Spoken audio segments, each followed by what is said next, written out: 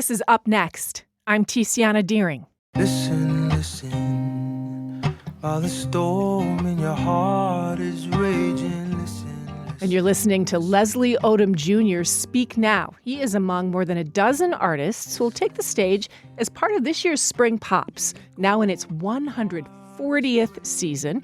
Keith Lockhart, conductor of the Boston Pops, joins us. Good morning. Good morning, Tiziana. How are you? I'm well, thanks. And 140 years of tradition, and we get Leslie Odom Jr. I'm actually going to put some more music out here. This is Jon Batiste's Big Money. You can buy a house, but you can't buy a home. You can be surrounded. Batiste is making his Symphony Hall debut this year. You're branching out. We're trying. It's actually what the ensemble is about, is always looking for what's next and what fits. It's not just what's next, because there's a whole lot of stuff that is here today and gone tomorrow. But what you look for are people who are really singular talents, whose talents will lend something to the orchestral medium.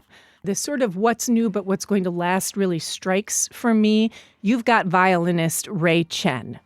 This is a cover of the main theme from the video game The Legend of Zelda, Tears of the Kingdom, but he arranges it for a 2024 album. Chen is interesting. Violinist, social media star, and bringing a genre of music that is increasingly, video game music, Keith, known for complex melodies, fantastic composition. Have you done a lot of video game I haven't, themes? but it's really beginning to be something that the industry is noting, the same way that they kind of noticed film scores maybe 25 or 30 years ago. I'm not of the video game generation. When somebody says video game to me, I think Space Invaders or Ms. Pac-Man. Right. But it has become such a sophisticated art form. This is a man who has millions of followers on YouTube who can also play the violin at the level that we expected in the classical music world. And so for me, that says kind of what crossover should be in our time. His last album, this is the first time he's going to play it all live. So this is a breakthrough for him too, was of music from Zelda and Final Fantasy. We're premiering a new suite of music from the show Arcane. That he was involved in the scoring of. And I think this is really one of the things we're doing that is both new and different for us, but also exactly what we should be doing.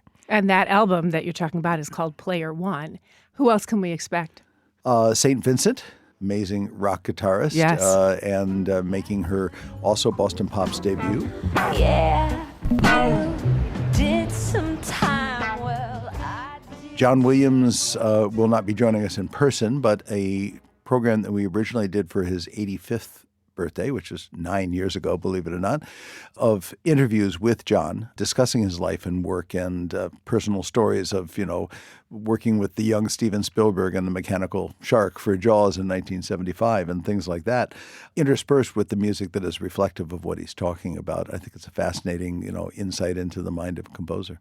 So Pride Night is also back with Alex Newell and the Boston Gay Men's Chorus. And I know where I've been. This song called I Know Where I've Been, this has become a tradition. This is our third annual Pride Night. I was skeptical as to whether it was going to find its audience when we did it for the first time, and now I'm fully behind it.